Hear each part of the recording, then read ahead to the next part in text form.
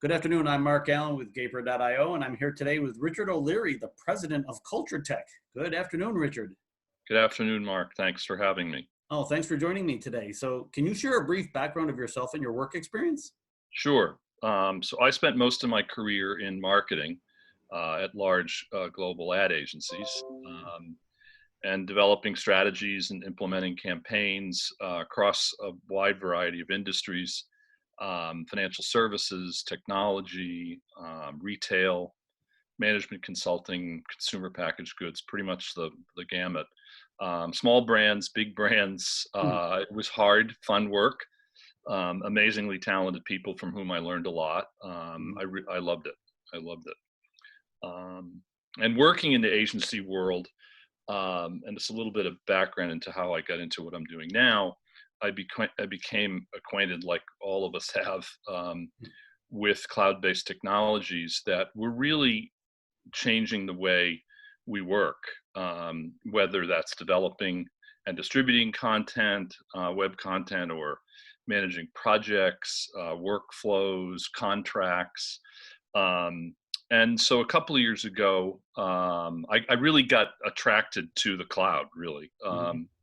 And so a couple of years ago, I helped form a software company whose goal is to allow easier access for everyone, really, to protected intellectual property content, Hmm. um, mainly in the cultural heritage or art sector.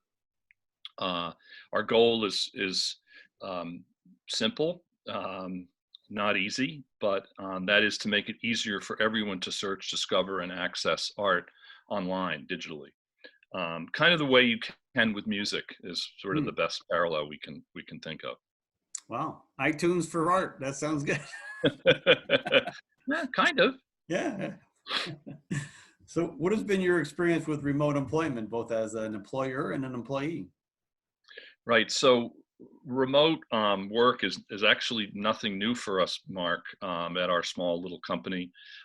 We started working in the cloud over 2 years ago, Mhm. going on 2 years. There are 10 of us, small. We all live in different cities scattered around the country.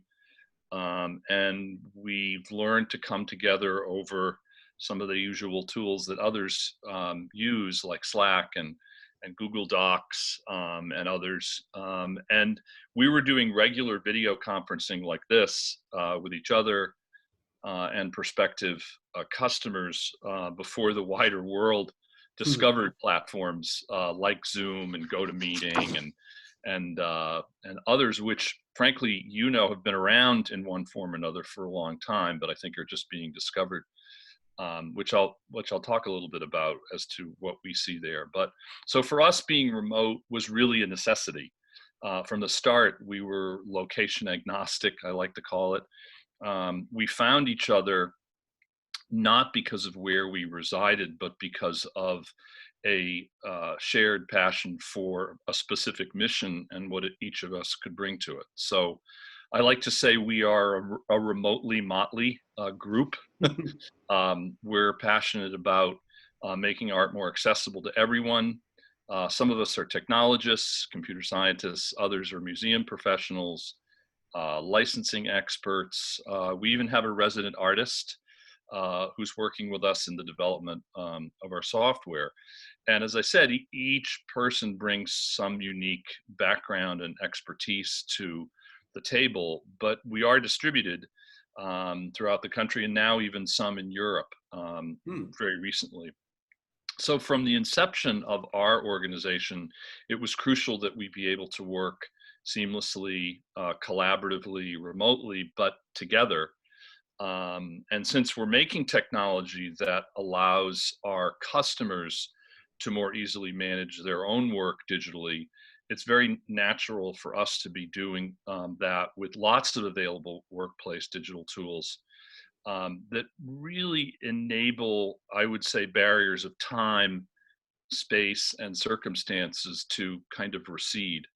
Of course, we come together in person from time to time, obviously not recently or anytime soon, but we do value the ability to collaborate well when we can't be in the same physical space together quite as much. Very cool. So what do you think is the future of remote employment? And now that you've been doing it for 2 years, what do you think can be done differently to make it more effective? Well, it's funny. I'm not in the business of making predictions, Hmm. and frankly, the environment of uncertainty we're in now only kind of hardens my resolve to resist predicting. But I think a few things are obvious. Companies and large and small that I've talked to, and perhaps you've talked to, have really proven how efficient they can operate in the Mhm. last couple of months, because we have remarkable technology in our hands that allow us to continue to function. I mean, this doesn't mean we're in a good place, right? By any means, far from it. This kind of dystopian reality we've entered is clearly wreaking havoc on our psyches and our lives. And I think that the discord, in a funny way, from being so connected while being disconnected all at once, it's historic. It's once in a lifetime kind of stuff, Mhm.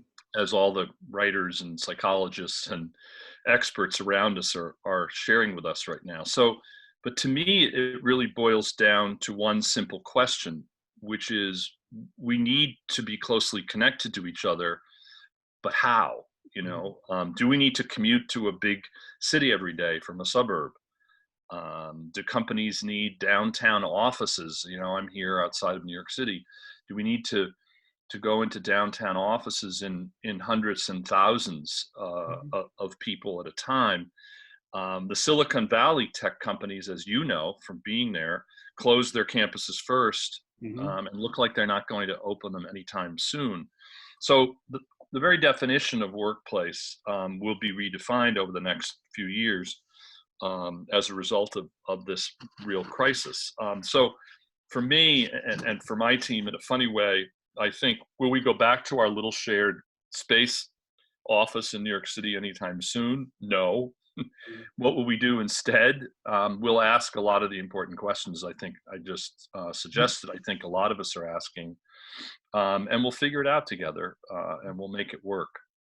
I'm- Uh, I'm sorry I don't have a better answer to that one because I would like to be able to make some predictions, but I think it's very challenging to do so.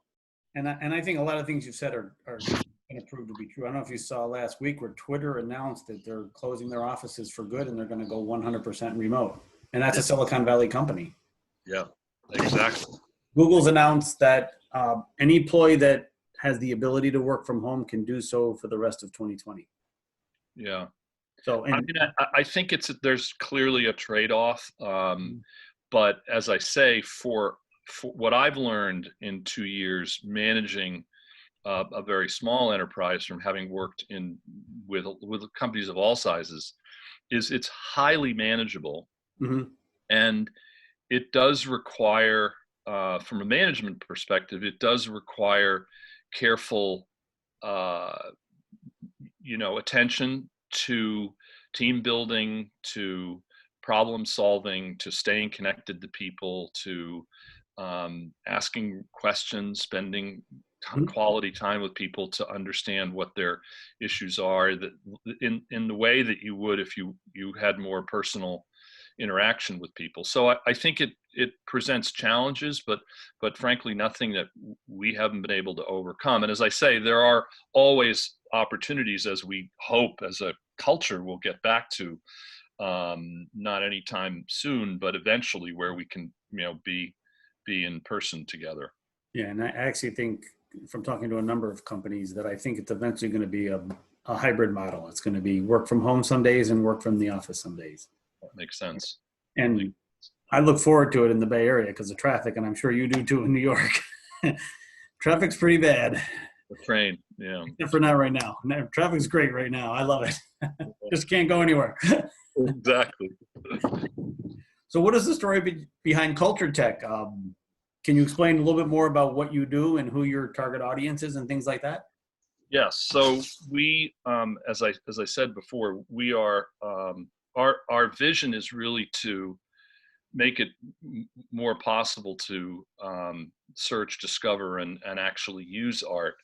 And where we're starting is with museums to a large extent. And the reason for that, Mark, is that museums on a daily basis have to manage, as a work process, the licensing rights and reproductions of digital images of their collections. And it's a, as any one of them will attest, it's a pre-internet business process at the moment. And what we're doing is really two things. One, we're bringing automation to that process. That's very similar to other project management workplace tools that exist in other categories, from real estate to fintech and others, to allow museums to create more efficiency, reduce cost in the process of licensing. And the second part of it is really a big data play. There is really no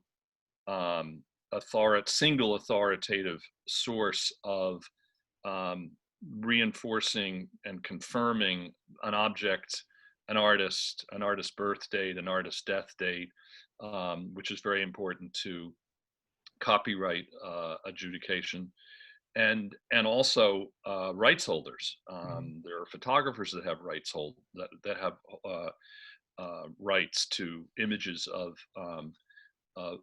objects. So what we're really about is helping the primary objects of art live in a digital world so that they're far more accessible, number one, and so that number two, we can empower the creators ultimately. And while museums may not be the creators, they're the great custodians, as we know.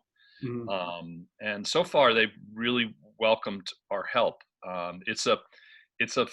They all tell us it's sort of a funny little problem that very few people know about. I call it, it's kind of hidden in plain sight.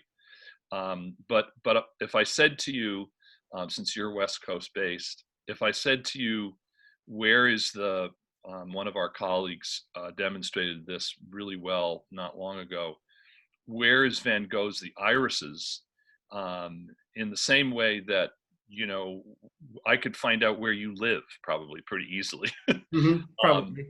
But you can't find out where Really? Yeah. I mean, you can take a pretty good guess after about 40 minutes of researching online, but because art moves around, unlike real estate, it's not stationary, it doesn't stay in one place. It moves from collection to collection, from museum to museum, owner to owner.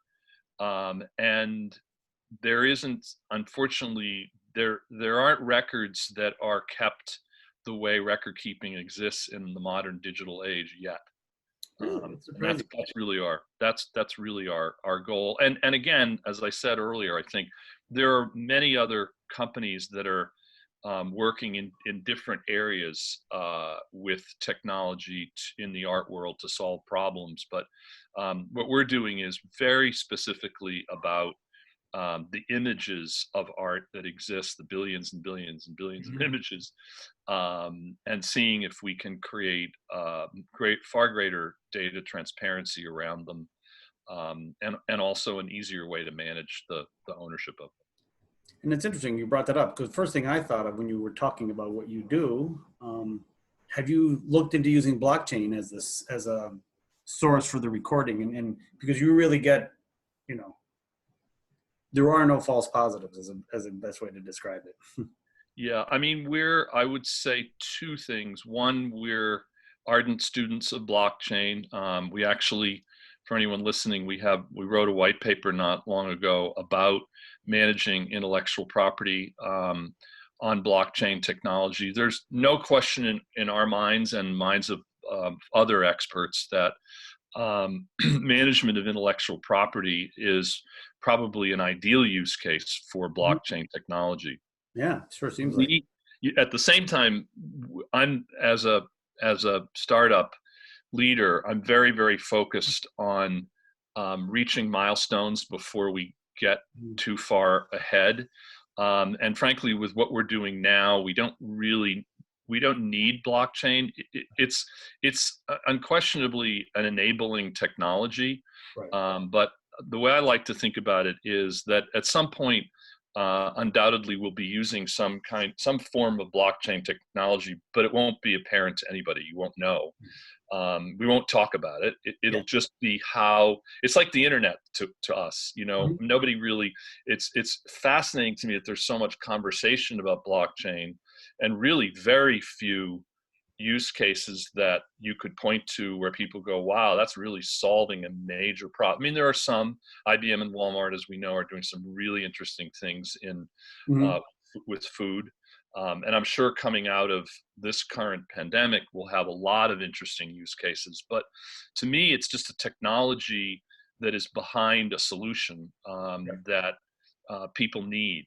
And Mhm. so for us, the solution right now that people need, and largely in the museum space, is they need improved data and they need easier workflows. They need to cut costs. Mhm. Museums are really challenged, as is the entire um, cultural sector and non-for-profit organizations. And so we're actually quite uh, motivated, I guess you would say, right now, because we see the opportunity to really focus mostly on helping cultural institutions reduce their costs. And many of them, I think, are very, very open to trying new ways to do that. Oh, very cool. So you stated that you started out as a remote organization. That was 2 years ago. So how did you incorporate that? And especially coming from, you know, I'm sure a lot of your people came from the standard 8 to 5 drive into the city job. Yeah, I mean, again, as I said, we we became remote out of necessity. We all weren't in one Mhm. place, Right.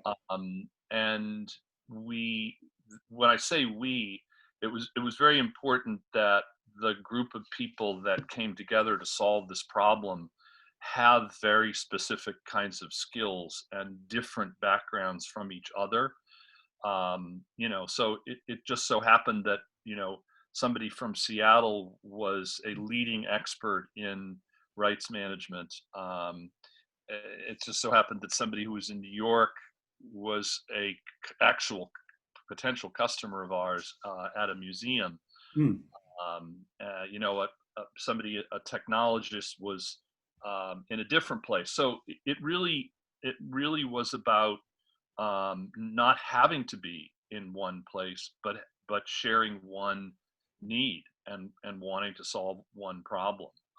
And I think that, frankly, freed us. Mhm. In some ways, it freed us. In other ways, it made it very challenging. But what's amazing, I think, about discovering tools that allow you to work in new ways is it's just a process of experimentation. Mhm. And there are so many technologies I'm sure that you're familiar with in your line of work that make work process far more efficient and easy. I mean, it's funny, one really small example that I can't help but to raise because it strikes me as so amusing sometimes Mhm. is document signing. Mhm. Um, and it's a small thing, but I've literally heard of recently, in the last couple of weeks, of lawyers and bankers that go to an office to sign documents. Still? I mean, that's nuts. There are half a dozen at least great apps for secure document signing and execution that we use all the time.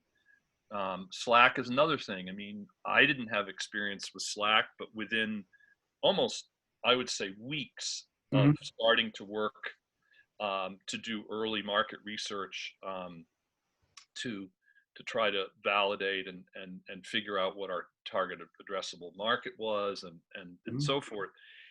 We use Slack, and our young people on our team were very familiar with it. We adapted to it very easily. And when I talk about Slack to people in large companies, it's kind of hard for them to understand. What I say is, listen, it's a platform which to manage everything: Yeah. communication, product development, document management, sharing of information. It's a workplace. It's a virtual workplace, and whether it's that or whether it's Teams or whatever, Whatever. again, I think that's what is one of the big. I know you probably are going to ask me this if you haven't, but what are the big takeaways?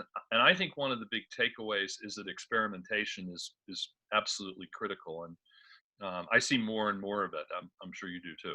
Yeah, and I've been using Slack for 7, 8 years now at least. Yeah, yeah. I'm on like 4 or 5 different channels, and it's all right here. But you're in the technology I business, am. and it really, it's for me, um, shifting from the large enterprise world into the technology business prior to what we're currently dealing with is so liberating, I uh, know. and exciting, Hmm. and should be embraced, and I think obviously will be embraced. That's why we're talking. Yeah, I agree. So we've talked about the current pandemic, and it forced a lot of companies to go remote. In the Bay Area, it was March 16th. I think you were the week after. Mhm. You already were remote, but did that cause any roadblocks or challenges for you or for your customers? Um, for sure. Yeah. For us, not. But Uh, as I said, we, other than the fact that we did have a WeWork space, and we don't really feel the need to go there anymore. But certainly from our customers' perspective, and as I said, many of them whom are museums, what we're seeing is a remarkable openness to try new things. hmm. But I do think that the real roadblock to managing through this is intransigence, right? Is people's inability to quickly adjust, and you almost need to throw out the rule book from before. And I've heard a lot of museum directors talk this way, to throw the rule book out. Let's interrogate how we do everything, Hmm. not to make light of it, but it it's kind of a chance to do spring cleaning, Hmm. uh, to use this time to throw stuff out. My children are sick of me quoting Winston Churchill, but clearly he's been quoted a lot lately, right? Because clearly there are a few leaders in history who have had such a compass for leading us out of darkness. But I love when Winston Churchill said, "When you're going through hell, keep going." Hmm.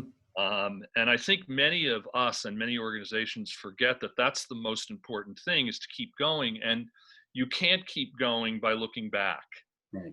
You have to question every process, question all the assumptions, be open to new ways of thinking, new ways of solving old problems. And so for us, we happen to be, as I think probably a lot of technology companies, new technology companies, we happen to be working on something that sits right in that sweet spot of helping Hmm. uh, re-examine a work process, create greater efficiency, and and we believe quite firmly open up a new stream of revenue, or an alternative stream, an incremental stream of revenue. And you know, I'm also, it's funny, I don't know if I don't think he's a Californian, but I'm also a fan of a environmentalist named Bill McKibben. I don't know if you've heard of Bill McKibben, but he's one of the leading environmental experts in the world. And he was recently interviewed on 60 Minutes, um, about the crisis.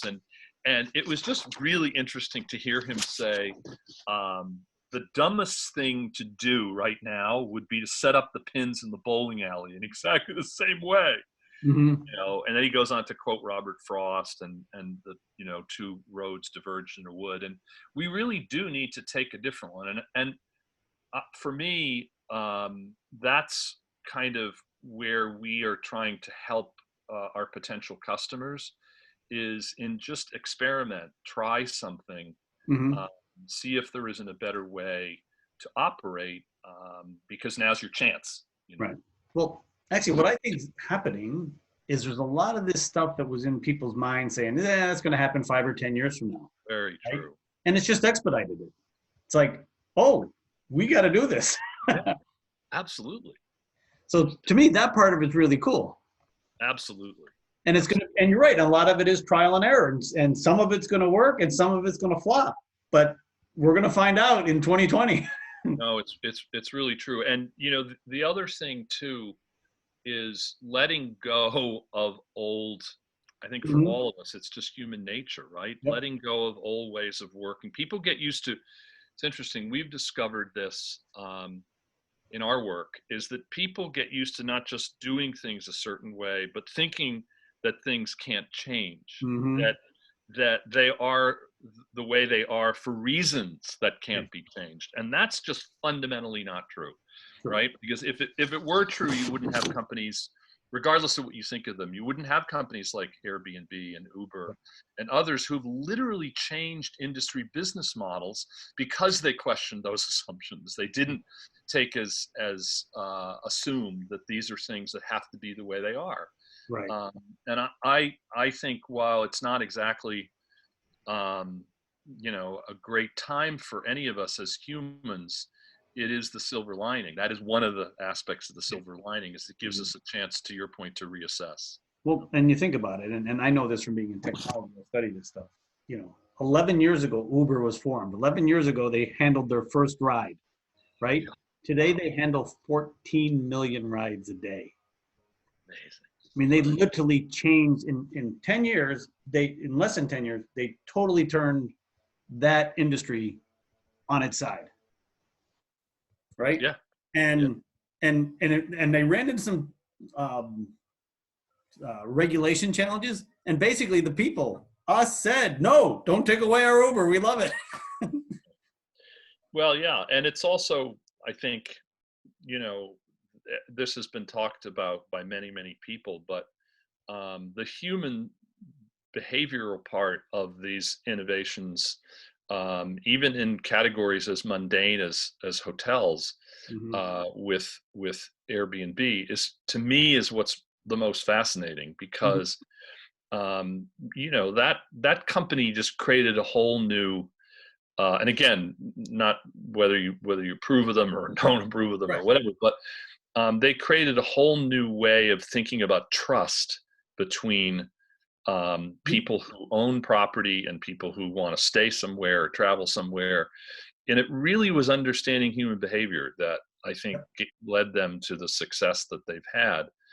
And that's particularly gratifying to people that I work with, who are very inspired by and moved by the world of art. And we see that it's so important to understand the motivation of cultural institutions, artists, people that really care about and make this the kind of important source of inspiration for all of us in the world, what they care about, and develop a new way of operating, and a new way of thinking for them. It's really exciting. It's really fun. Cool. So, last question is, there are companies like Gaper that help develop, build, and scale products, especially for startups like yourself. So, how important do you think this will be going forward for companies? You're the perfect model. You're looking for very specific skills, right? They might not be in New York. They might be somewhere else in the world, Absolutely. and you need to scale fast, right? So, how important do you think that's going to be going forward? It just just accelerating like at warp speed. I mean, we work with developers in Ireland and Romania, And they're all and good. they're all good, and I'm Good sure you, league. yeah, and there's so many reasons that for why these economies, these countries have really high skilled technology talent. They have sound economies. They have great educational systems. And so the idea that you are, oh, and the other thing is, it's not an assembly line. It's not a manufacturing facility. It's somebody sitting at a computer, or a few people sitting at computers that are connected, that are Mhm. networked. And so, yeah, I see the opportunity for companies like yours to be nothing but really terrific at the moment. And I do think, as I said earlier, I think it'll take an adjustment for Mhm. a lot of organizations. It's really interesting, having worked with big companies in a lot of sectors. Um, because of banking regulations, because of security issues, there are a lot of walled gardens out there. There are a lot of companies that exist in, you know, in a way that is more closed than is probably good for them. Yep. And while, you know, we have to be very, very careful about security, I think there's an opportunity now for companies to also think differently about how can we function in a more porous environment, in a more, even more global environment, where, you know, people are working more remotely and making things more remotely. And but anyway, yeah, it's very, very good for a company like yours. Yeah, well, thank you. And I think one of the main things we bring to the table for companies is we have the experience in managing remote development teams. I've done it for many, many years now. I've had development teams on 3 or 4 different continents. I'd have to count, but right. And that's not something you take lightly. That's one of the biggest things that, you know, people are trying to deal with right now. Yes, and it's what I've discovered, and it's your area, so you know much more about it than I do. But it takes disciplines, it takes processes, it takes experience, as you said. I like to say to people who haven't been in the software development process, and I myself am relatively new to it, but I've learned a lot in a few years. Mm-hmm. And I consider myself a student, not a developer, but a student of the process. And, you know, I say what's really important is that you are a subject matter expertise in a certain area, and you're going to speak to a product development person, and you're going to have to translate from English into Greek, Mm-hmm. because they're going to then have to talk to coders who speak Russian, Right. quote unquote. Yes. And, you know, that process of communication, that process of translation across skills, expertise, and mindset Mm-hmm. takes expertise like you guys have. It takes discipline, it takes tools, it takes experience. And not everybody can do it well. But I do think those companies that have put those into place and learned, sometimes probably the hard way, Yes. how to do things, build things remotely with people across cultures and across skill sets, have a leg up for Yep. sure. Yes. So, well, Richard, I want to thank you for your time today. This has been Mark. enlightening. I think you have a great cause, what you're doing. I think it's a wonderful thing for mankind in general. Thank you. Well, And we're excited about it, and we do appreciate your invitation, and happy to, you know, talk again anytime. all right, thank you, Richard. Have a great day. All right, Mark, you too. Take care.